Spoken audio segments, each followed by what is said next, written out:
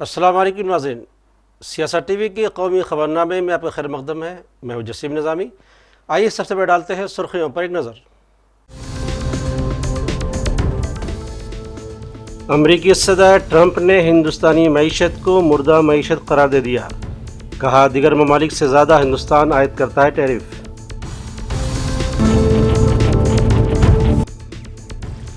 मोदी हुकूमत ने मईशत, दिफा और खारजा पॉलिसी को तबाह कर दिया। वज़ीर-ए-आज़म वही करेंगे जो ट्रंप कहेंगे। राहुल गांधी का बयान।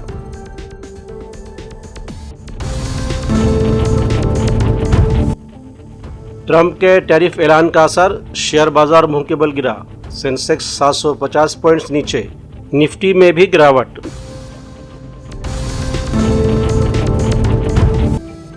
मालीगांव बम धमाका मामला, प्रज्ञा ठाकुर समेत 7 मुलजमीन बरी। अदालत ने सबूतों को नाकाफी करार दिया।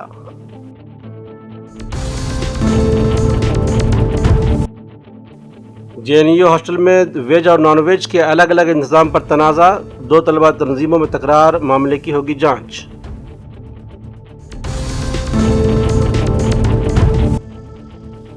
कहा गया था 370 हटने के बाद दहशतगर्दी खत्म हो जाएगी, फिर आज भी दहशतगर्द क्यों मारे जा रहे हैं? उमर अब्दुल्ला का मरकज से सवाल।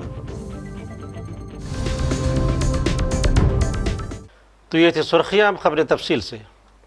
अमरीकी सदर डोनाल्ड ट्रंप ने हिंदुस्तानी मईशत को मुर्दा मईशत करार दे दिया। सोशल मीडिया साइट ट्रूथ पर जारी बयान में ट्रंप ने कहा कि मुझे इसकी परवाह नहीं है कि हिंदुस्तान रूस के साथ क्या करता है।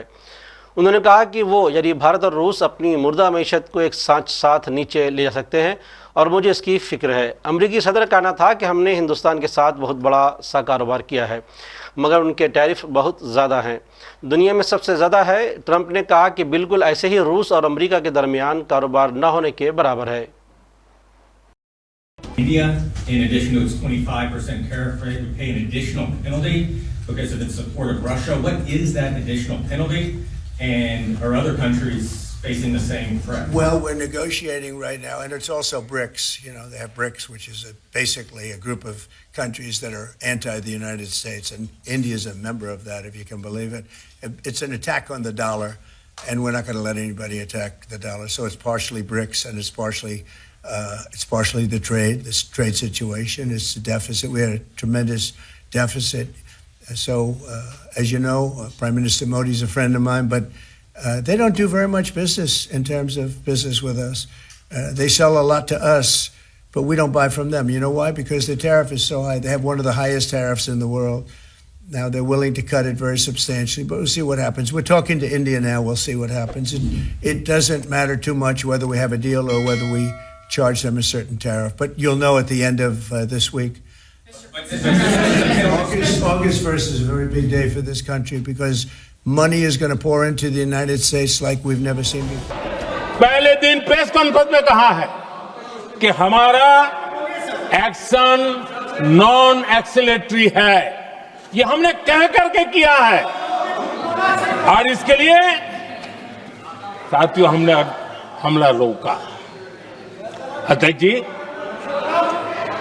दुनिया के किसी भी नेता ने भारत के ऑपरेशन रोकने के लिए नहीं कहा।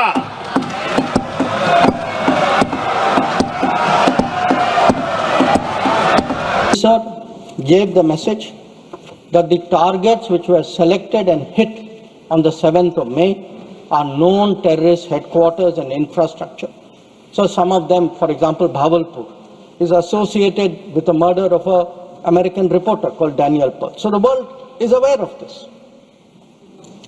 We gave a message, sir, that we were not open to any mediation, that anything now between us and Pakistan would only be bilateral. We gave a message that we will not accept nuclear blackmail, that whatever talk there may be about nuclear danger, that will not deter us from going ahead with Operation Sindhu. We gave a message that we are now responding to Pakistani attacks and we will keep responding, and if that fighting is to stop, Pakistan must make a request, and that request can only come through the channel of the DGMO.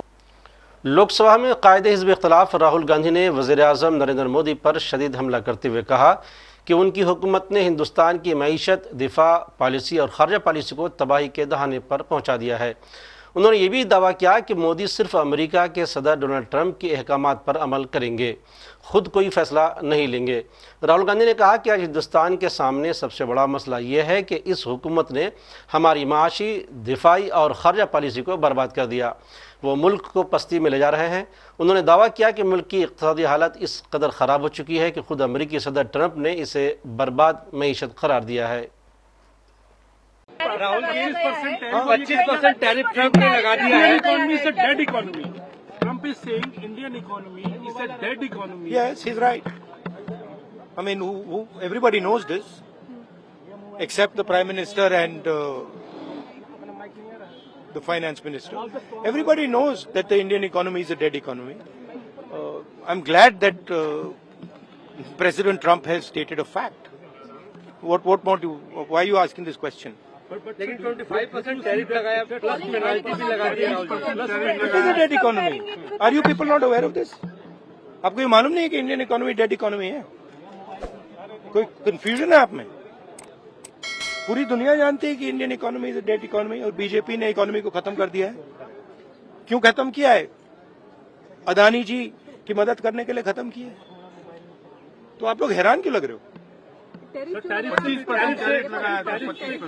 देखिए, आप एक चीज देखिए, foreign minister भाषण करते हैं, we have a genius foreign policy, ठीक है।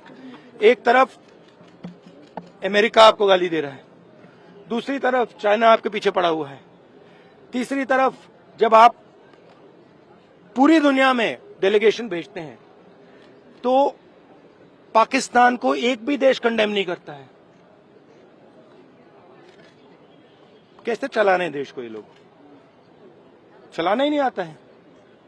टोटल कंफ्यूजन है। ट्रंप का एक बार भी नाम नहीं लिया उन्होंने। ट्रंप का नहीं लिया, चाइना का नाम नहीं लिया, ये नहीं बोला कि किसी भी देश ने पाकिस्तान को कंडेम नहीं किया। पाकिस्तान के जो मिलिट्री जो चीफ हैं, जिन्होंने मतलब ये पहलगाम का काम करवाया है, उसके साथ मतलब ट्रंप लंच खा रहा है और ये कह रहे हैं कि बड़ी सक्सेस हुई हमारी। मतलब कौन सी सक्सेस हुई है? सर, हमारे एमएसएमईज को, स्मॉल सेक्टर्स को झटका नहीं लगेगा इससे जो टैरिफ लगा रहा है, और अमेरिका हमें वहां से डिक्टेट कर रहा है कि हम टैरिफ लगाएंगे, पेनल्टी लगाएंगे, इसकी हमारे एमएसएमईज पे हमारी। आप सोचिए ना, आप एक बड़ा सवाल समझिए, जो मेन सवाल है। ट्रंप ने 30-32 बार बोला है कि मैंने सीज फायर किया है, राइट। ट्रंप ने यह भी बोला है कि 5 जहाज हिंदुस्तान के गिरे हैं। ट्रंप अब बोल रहा है कि मैं 25% टैरिफ लगाऊंगा। आपने अपने आप से ये सवाल पूछा कि नरेंद्र मोदी जी जवाब क्यों नहीं दे पा रहे? पूछा है? क्यों? एक्चुअल रीजन क्या है? क्या लगता है आपको? कंट्रोल किसके हाथ में है? बात समझिए। The main issue sitting in front of India today is that the government has destroyed our economic policy, has destroyed our defense policy, has destroyed our foreign policy. Okay? They are running this country into the ground. You people don't say it. You people want to talk about other issues, right? But they are running this country into the ground. Prime minister एक ही व्यक्ति के लिए काम करते हैं, अदानी। सारे के सारे स्मॉल बिजनेसेस उड़ा दिए। आप देख लीजिए, ये डील होगी, ट्रंप डिफाइन करेगा ये डील कैसे होगी, और मोदी वही करेगा जो ट्रंप कहेगा। अमेरिकी सदर ट्रंप के हिंदुस्तानी मसनूआत पर 25% टैरिफ आयद करने के बाद हिज़्ब इख्तिलाफ ने मोदी हुकूमत को निशाना पर ले लिया, जो हिंद पाक जंग बंदी के ट्रंप के दावे पर पहले ही तनकीद की जद में है। कांग्रेस लीडर और वायनाड से रुकन पार्लियामेंट प्रियंका गांधी वाड्रा ने कहा कि वज़ीर-ए-आज़म मोदी पूरी दुनिया में घूमते हैं, दोस्त बनाते हैं और फिर हमें यही सब सुनना पड़ता है। एवरीबडी हैज सीन कि अमेरिका के राष्ट्रपति जी ने क्या कहा है, टैरिफ के बारे में बोला है और जंग के बारे में फिर से बोला है कि मेरे कहने से भारत और पाकिस्तान दोनों ने जंग रोकी। तो दोनों चीजों का जवाब सरकार को देना पड़ेगा। मोदी जी हर जगह जाते हैं, पूरी दुनिया में घूमते हैं, दोस्ती करते हैं लोगों के साथ, और फिर हमें ये मिलता है। इधर अमरीकी सदर ट्रंप के टैरिफ बम का सीधा असर हिंदुस्तानी शेयर बाजार में देखने को मिल रहा है। ट्रंप ने हिंदुस्तान पर 25% टैरिफ और अजाफी जुर्माने का ऐलान कर दिया था, जिसकी वजह से शेयर बाजार में बड़ी गिरावट देखी जा रही है। सेंसेक्स 750 पॉइंट्स नीचे ज़्यादा टूट चुका है, जबकि निफ्टी में भी 250 पॉइंट्स ज़्यादा की गैप डाउन के बाद खुला है। 2008 में महाराष्ट्र के मालीगांव में हुए धमाकों के मामले में मुंबई की खुसूसी अदालत का फैसला सामने आ चुका है। इस मामले में मुंबई की खुसूसी अदालत ने 7 मुलजमीन बशमूल बीजेपी रुकन parliament Sadhvi Pragya Singh Thakur, colonel Prasad Purohit, retired major Ramesh Upadhyay, Sudhakar Chaturvedi, Ajay राहिकर, Sudhakar धुर्वेदी और समीर कुलकर्णी को बरी कर दिया गया है। असद ओवैसी ने इस फैसले पर शदीद तनकीद किया है। ब्लास्ट हुआ था 1991 में, उसमें भी एक महिला के नाम पर एक वो गाड़ी थी, क्या बोलते हैं आपकी, मारुति वैन थी, जिसको ना चलाने आता था, उसको आपने कन्विक्शन दे दिया। ये हमको समझ में नहीं आ रहा। हाँ सुन तो लीजिए ना। अरे भाई आप लोगों को इतना तकलीफ क्यों होती है? अरे आप नहीं आप खुल के बोल दीजिए कि आप अरे सुन तो लीजिए ना। आपको बड़ी पेट में दर्द क्यों हो रहा है? अरे ऐसा लगता है तो फिर अपनी बात कर लीजिए, अपने आकाशवाणी कर लीजिए। 2016 में रोहिणी सालियान ने क्या कहा था? मैंने नहीं कहा कि उन पर प्रेशर डाला गया कि वो सौंप जाए उसके ऊपर। फिर 2017 में चार्जशीट में एनआईए डालती है, साध्वी प्रज्ञा ठाकुर का नाम नहीं था उसमें। तो ये सब जो चीजें हो रही है, इसका अकाउंटेबल कौन है? समझौता ब्लास्ट किसने किया नहीं मालूम, मक्का मस्जिद का ब्लास्ट किसने किया नहीं मालूम, मुंबई ट्रेन ब्लास्ट किसने किया नहीं मालूम, 2006 मालेगांव किसने किया नहीं मालूम, 2008 किसने किया नहीं मालूम।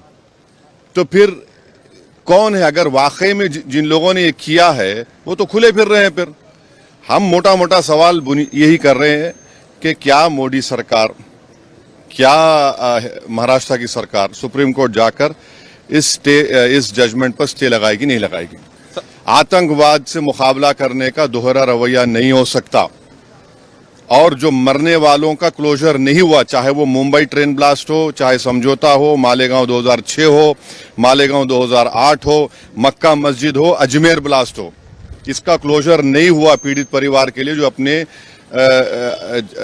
रिश्तेदारों को, अपने लव वंस को खोए हैं। सब भगवा आतंकवाद के लिए बात कही गई थी। इस केस के लिए कहा गया था भगवा आतंकवाद। इस मामले को चाहेंगे कि महाराष्ट्र की सरकार चुनौती दे सुप्रीम कोर्ट में? एनआईए है, सेंट्रल गवर्नमेंट भी है ना। पापा जी को क्यों भूल जा रहे आप लोग?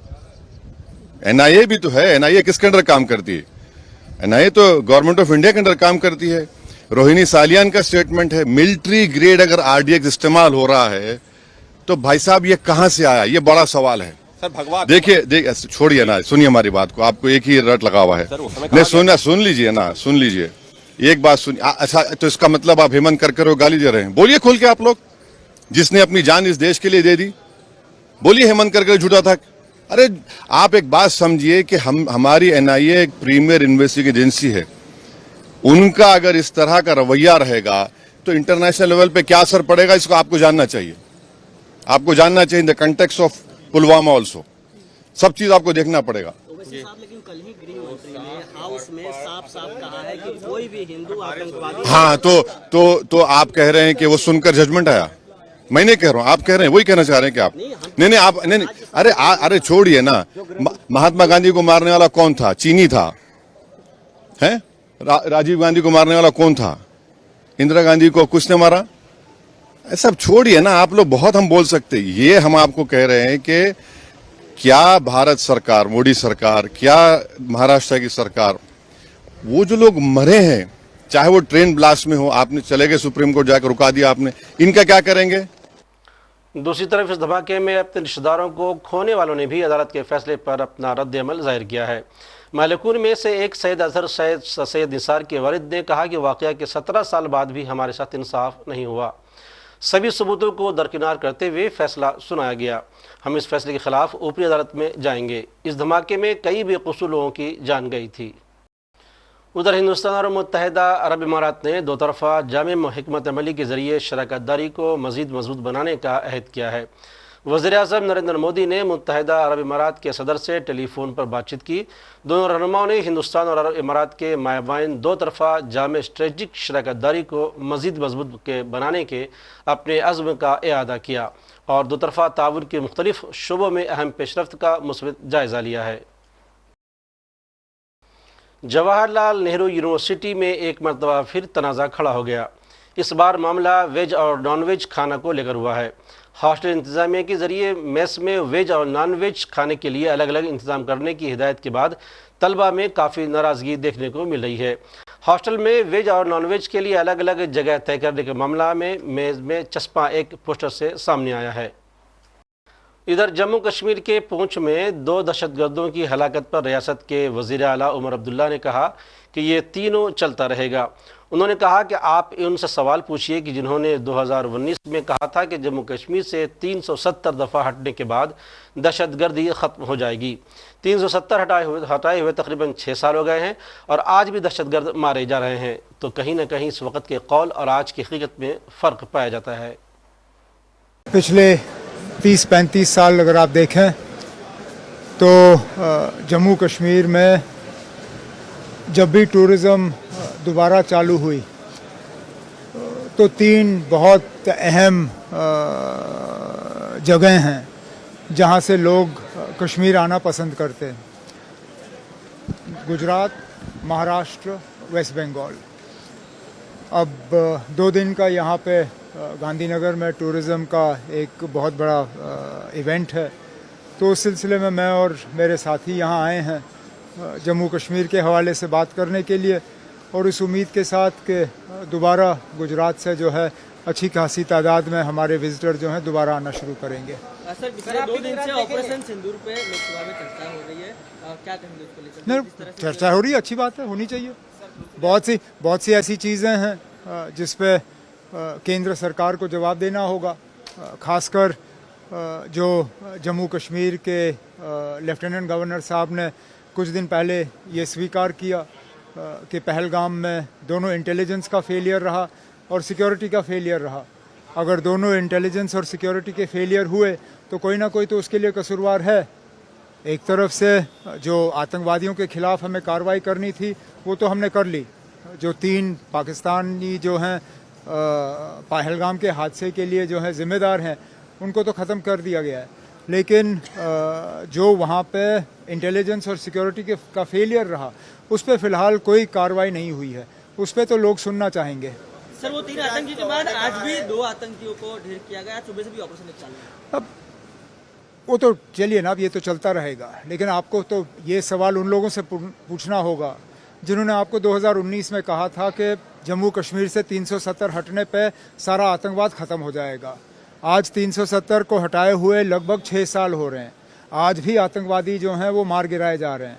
तो कहीं ना कहीं उस वक्त कहने में और आज की हकीकत में फ़र्क है। बॉलीवुड सुपरस्टार आमिर अली खान ने एक बड़ा डिजिटल कदम उठाया है।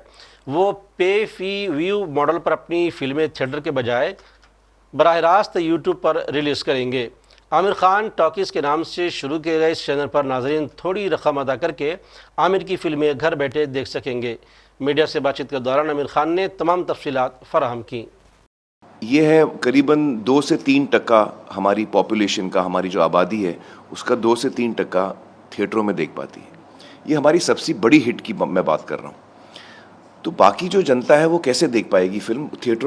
इतने थिएटर है नहीं, इतना विशाल देश है हमारा, बहुत सारे इलाके हैं जहाँ बहुत दूर दूर तक थिएटर नहीं है।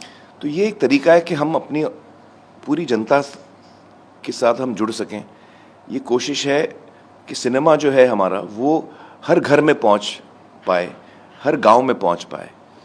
और ये आज मुमकिन हुआ है क्योंकि 2-3 चीज़ें एक साथ हुई हैं। एक तो हमारी सरकार ने UPI का जो पेमेंट फैसिलिटी लाई है कुछ साल पहले, उससे इलेक्ट्रॉनिक पेमेंट्स बहुत आसान हो गए हैं और हम ज़्यादातर अब हम इलेक्ट्रॉनिक पेमेंट्स में हर आदमी वही यूज़ करता है। हिंदुस्तान पूरे विश्व में नंबर 1 है इलेक्ट्रॉनिक पेमेंट्स में। तो वो इलेक्ट्रॉनिक पेमेंट्स की सुविधा आज बहुत आसान हो गई है। इसके अलावा इंटरनेट पेनिट्रेशन आज बहुत बहुत गहरा हो गया है और हर रोज़ वो बढ़ रहा है। और तीसरी चीज़ कि आज हमारे सामने एक प्लेटफॉर्म है यूट्यूब जैसा, जो हर इंसान इस्तेमाल करता है। उसकी पहुंच बहुत ज़्यादा है। जितने डिवाइसेस हैं, भले वो स्मार्ट टीवी हो, स्मार्टफोन हो या टैबलेट्स हों, वो प्री लोडेड आते हैं यूट्यूब के साथ। तो करीबन हर इंसान यूट्यूब से वाकिफ़ है और इस्तेमाल करता है। तो ये तीनों चीज़ें जब एक साथ आई हैं, अब ये वक्त सही है कि हमारा जो सिनेमा है वो एक पूरे देश में हम फैला सकते हैं, एक किफ़ायती दाम में, ताकि परिवार साथ में बैठ के फिल्म देख सके। तो ये मेरी कोशिश है सिनेमा को एक जनता तक पहुंचाने की, जो मुझे लगता है कि आज तक हम नहीं कर पाए हैं। देखिए, हिंदुस्तान में करीबन 8,500 या 9,000 स्क्रीन्स हैं, जिसमें से आधे साउथ के राज्यों में हैं, जो उनकी लैंग्वेजेस की फिल्में बनती हैं, वो वहाँ रिलीज़ होती हैं। तो करीबन 4,500 स्क्रीन्स, हमारे 4,500 स्क्रीन्स हिंदी फिल्मों के लिए बचते हैं। अमेरिका, जिसकी आबादी 1/3 है हमारी, वहाँ 35,000 स्क्रीन्स हैं। चाइना, जिसकी आबादी लगभग हमारी जितनी है, वहाँ पे 90,000 स्क्रीन है। तो हमारे पास स्क्रीन बहुत कम है और ज़्यादा स्क्रीन्स की ज़रूरत है। लेकिन स्क्रीन्स के एब्सेंस में मुझे लगा कि ये एक अच्छा तरीका है कि हम अपनी देश की जनता तक पहुंच सकते हैं, गांव-गांव में पहुंच सकते हैं, घर-घर में पहुंच सकते हैं, और लोग अपनी सुविधा के अनुसार, अपने वक्त के अनुसार अपनी जगह चुनकर फिल्म देख सकते हैं। तो ये मेरी कोशिश है सिनेमा को हर घर तक पहुंचाने की। और आखिर में सुर्खियों पर एक और नज़र। अमरीकी सदर ट्रंप ने हिंदुस्तानी मईशत को मुर्दा मईशत करार दे दिया। कहा, दीगर ममालिक से ज़्यादा हिंदुस्तान आयद करता है टैरिफ।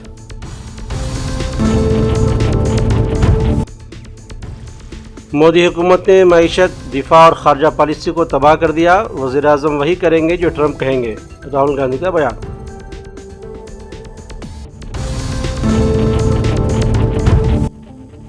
ट्रंप के टैरिफ ऐलान का असर, शेयर बाजार मुंह के बल गिरा। सेंसेक्स 750 पॉइंट्स नीचे, निफ्टी में भी गिरावट।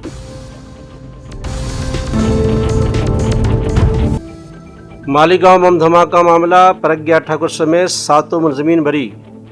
अदालत ने सबूतों को नाकाफी करार दिया।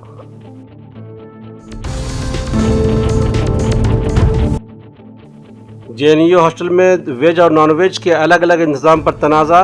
2 तलबा तंजीमों में तकरार, मामले की होगी जांच।